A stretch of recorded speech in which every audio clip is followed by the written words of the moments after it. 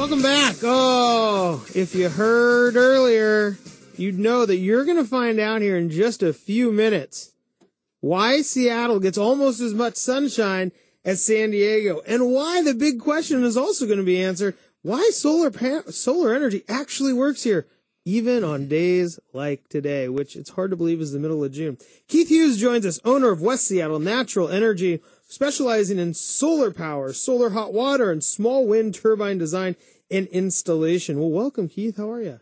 Doing great. Thank you very much. Well, it's good to have you. And, before the show, you have some interesting stuff we're going to go through because, well, let's, I want to get into why Seattle has as much sun, almost as much sun as San Diego, because this is pretty interesting stuff. But before we get into that, why don't you tell us a little about what renewable energy is and why, and what people are using it for? Renewable energy is energy that you don't have to destroy or run out of something to make. So renewable energy in the Pacific Northwest, most people are familiar with the fact that the vast majority of our electricity comes from hydroelectric dams. That is a renewable source because it rains. That puts more water in the lakes and streams. That puts more water over the dam, and we get more electricity. But beyond that, renewable energy is solar energy because it's there. We don't have to do anything to get it except receive it. Wind energy, again, which some people consider kind of a byproduct of solar because the solar fluctuations and movements causes the wind. But those are things that, we don't have to use up any resources in order to gain them, and that makes them renewable and sustainable. And, we know there's the hydro energy here. There's some wind energy, I know, over in eastern Washington. But you were saying that actually solar energy works in Seattle. Tell us why. Solar energy that we're typically used to, the silicon-based solar systems, solar panels, actually work on UV radiation spectrums. So anyone who's had the unpleasant experience of going to the beach on a semi-cloudy day, and of course you didn't take your sunscreen with you because after all it's a cloudy day. Right, of course. And then you come home with a sunburn, you can realize that UV radiation penetrates clouds. And there's always that person on vacation who says, you can burn through the sun. And then there's always the person who says, no, you can't. Oh, you can get a bad sunburn on a cloudy day. The clouds have different depths and pretty much the color of the clouds tell you that. But solar energy, a lot of solar energy penetrates the clouds regardless of cloud cover.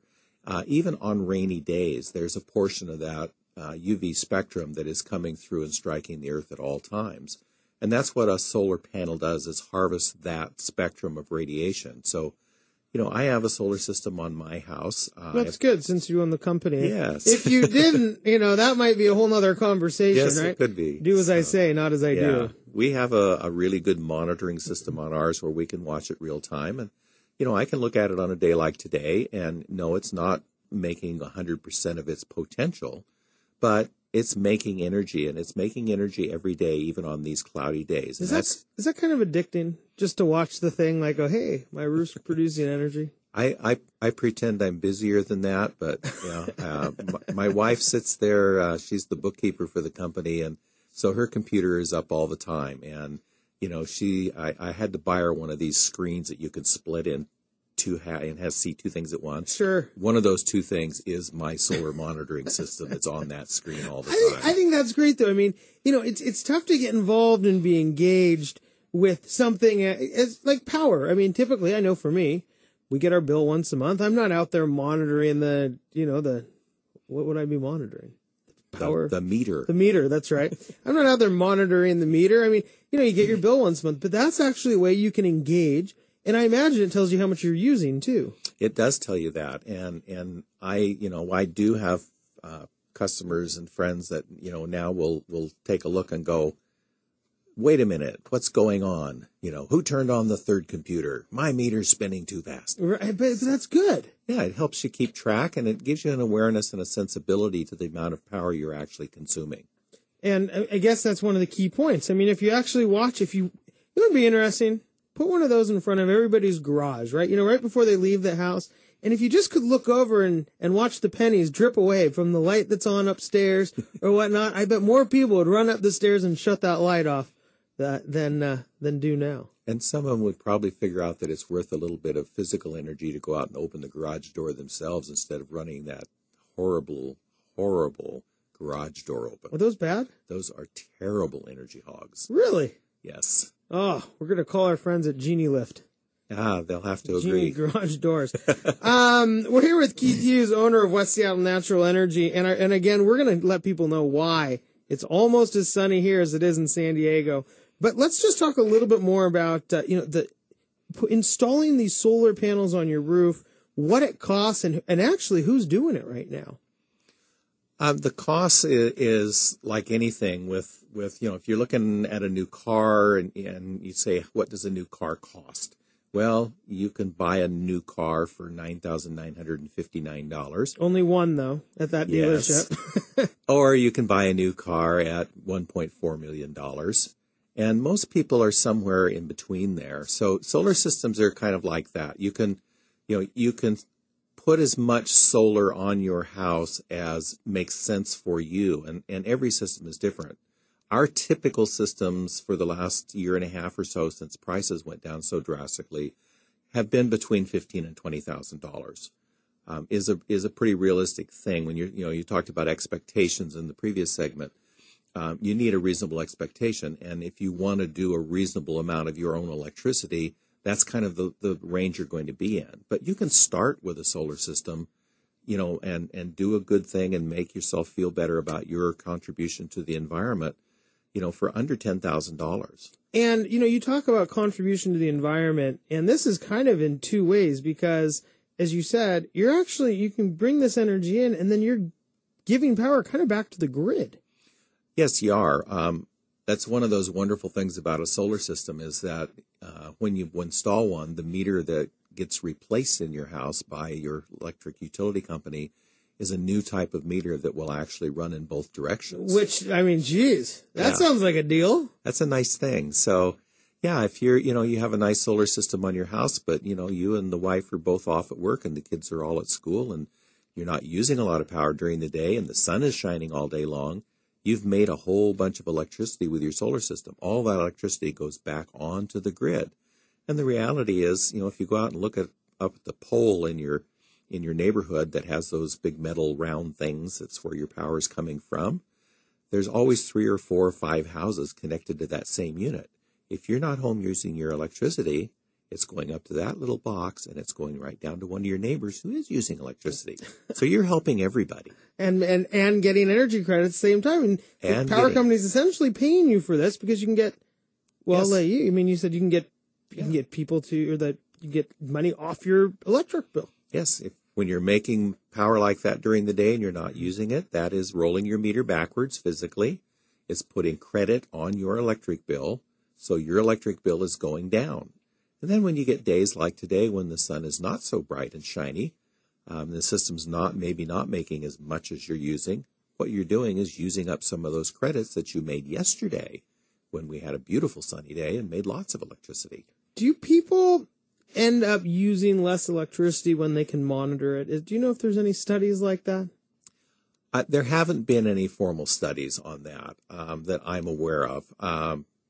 From my own personal experience, and we have an association here in the Puget Sound area of myself and other people that work in solar energy, and we get together and talk, and usually over a beer, and kind of the consensus is when people are more aware of their use does go down. I would think that is very true because it seems so subjective, right? I mean, the lights are on. You don't think that it's real money. You think, it's costing me a penny. Yeah. Probably more than a penny. It's probably more than a penny. And you don't think about, one of the things we figured out in our household was, I would pour a cup of coffee and then get busy and it would get cold and I'd go run the microwave for 30 seconds and warm it back up and then it would get cold and I'd go do it again and again. It's amazing how much could have gone to Starbucks. Yeah, for the price of all that electricity I burned up in that microwave, I could have just made another pot of coffee. That's funny. So let's get down to it. Solar panels, they actually work in Seattle. And tell us why there's enough sunshine here, just almost as much as there is in San Diego. One of those strange phenomena that people have heard about, but don't really bring to the forefront of their consciousness is there's this thing called the land of the midnight sun. That's Alaska. We're more than 50% of the way between the equator and Alaska. So we're closer to that long sunny day phenomena. So the phenomena it's related to your latitude, where San Diego is, down below 20 degrees latitude. For them, a really long day is 8.5 or 9 hours. It's always dark at 6:30. So up here, where we're at 47.5 degrees latitude in the Puget Sound area, you think about, even now, yesterday when we had a sunny day, okay, the sun was up for 12 hours. So we're getting during these summer months, late spring, all summer, early fall, we're getting more hours per day of sunshine than they're getting in San Diego. And in my half of Seattle, at least, West Seattle, I'm not buried in the fog near as often as they are. Yeah, the June gloom. I used to live down there. It was the June gloom. So I guess, I always think that in Seattle, one of the least appreciated things is we get this twilight. It's dark till, I don't know, we're almost to the longest day of the year here in a week or two.